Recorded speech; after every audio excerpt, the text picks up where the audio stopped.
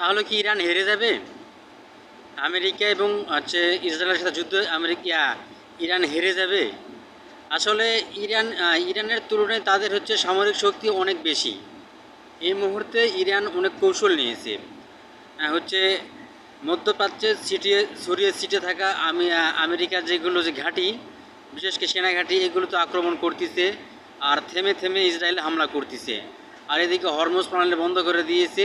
অর্থাৎ একটা বৈশ্বিকভাবে যে একটা অর্থনৈতিক চাপ, সেই চাপে ফেলাইতেছে। আবার অনেকে ডাকছে এখানে যুদ্ধের জন্য।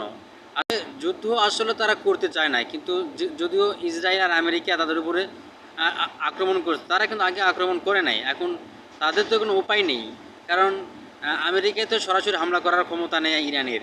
কিন্তু ইরান কি করবে? এই মধ্যপ্রাচ্যে ছড়িয়ে ছিটে থাকা যে আমেরিকান ঘাঁটিগুলো আছে, এইগুলোতে আক্রমণ করতেছে। আর এদিকে ইসরায়েলও হামলা করতেছে।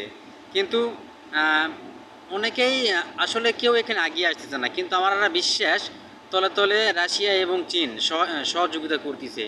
এটা হয়তো কেউ বুঝতেছে না তাই, কিন্তু সহযোগিতা করতেছে। কিন্তু ইরানও এতটা ছেড়ে দেওয়ার পাত্র নয় যে তাদেরকে নাস্তানাবুদ করে আমেরিকা চলে যাবে, এত ছেড়ে দেওয়ার পাত্র নয়। এই যুদ্ধ হয়তো বা কেউ মাথা নত করবে না, যা বোঝা যাচ্ছে, কিন্তু মধ্যস্থতা করা লাগবে কেউ একজনকে তো।